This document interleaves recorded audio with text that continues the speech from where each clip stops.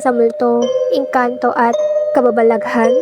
Yung taong nagpapalit anyo na kaya kang linlangin at magpanggap na isang kakilala. Bilang isang laking syudad, hindi ko kailanman pinaniwalaan ang mga ito. Para sa akin ay gawa-gawa lamang ito at isang Filipino folk stories o kwentong bayan na walang katotohanan. Hanggang sa ako mismo ang nakasaksi at nakaranas nito. Hello? Oh, Ayen. Malapit na akong matapos. Nasaan ka na? Nandito na ako sa harap ng bahay niyo. Ang tagal mo naman. Eto na. Aalis na ako. Wait ha. Bilisan mo. La, galit ba yun? Hindi naman siya ganito dati ah. Ilang oras din ang itinigal ng biyahe bago kami nakarating.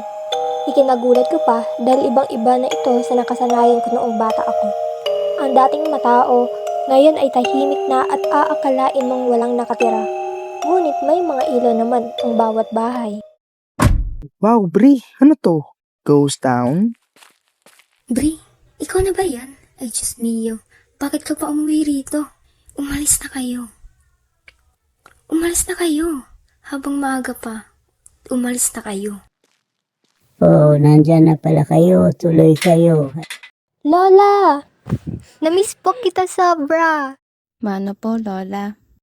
La, ganda naman ng bahay niyo. La, di mo naman po sinabing nandito na palang kababata kong si Bea. Wait, nasaan na yun? Nandito lang siya kanina. Wala na siya dahil matagal na siyang patay. Ano po? Hoy, tara na! Pumasok na raw tayo! Kinabukasan, sinamahan kong mamili si Lola sa palengke. Sina Elijah naman at Ayen ay naiwan sa bahay. Habang titingin-tingin ako sa mga sariwang gulay, biglang may tumawag sa cellphone ko. Oh, Ali, ba't napatawag ka? Bre! Bre! Hello, bakit? Anyari ba? Bre! Si Ayan! Hindi siya si Ayan! Nababaliw ka na ba? Anong pinagsasabi mo? Bre! Tulong! Hello, Ali! Tara na po at uuwi na tayo. Ulan na. Nagtataka man ay sumunod na lang ako kay Lola. Gusto ko na rin makauwi para makausap si Elijah kung ano ba talaga ang nangyari. Ngunit, ipinagtaka kong normal naman siya ng datnan ko. Nakikipagbiruan pa ito kay Ayen, kaya hindi ko na lamang ito pinansin. Hating gabi na, kaya't mahimbing na ang tulog ko. Ngunit bigla na lamang akong nagising dahil may kamay na biglang tumakip sa bibig ko. Ellie, ano ginagawa mo rito sa kwarto ko? Shh, Bri. Kailangan na natin tumakas. Ano? Bakit? Si Ayin at ang lola mo, hindi sila tao. Aswang sila. Ano bang pinagsasabi mo? Hindi na ako natutuwa.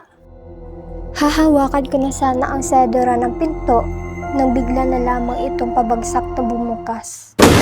Sinong may sabing pwede kayo umalis? Sa puntong ito, dalawang Elijah ang nakikita ko. Ang isa ay nakatayo sa harapan namin, nalilisik at mata at may hawak na patiling. Magkamukhang magkamukha sila. Tila ba ay pinagbiyak sila na bunga. Nalilito man ako ngunit pumasok sa isip ko ang kwento ni Mama. Ang tungkol sa aswang na kaya manggaya ng tao. Ellie, tumakas na tayo! Nagulat ako nung bigla akong hinila ni El at tinulak palabas ng pinto. Kitang-kita ko pa bago tuluyang masara ang pinto kung paano siya sunggaban at tambahan ng saksak ng kamukha niya. Tumakas ka na, Bri! Ellie! Ellie!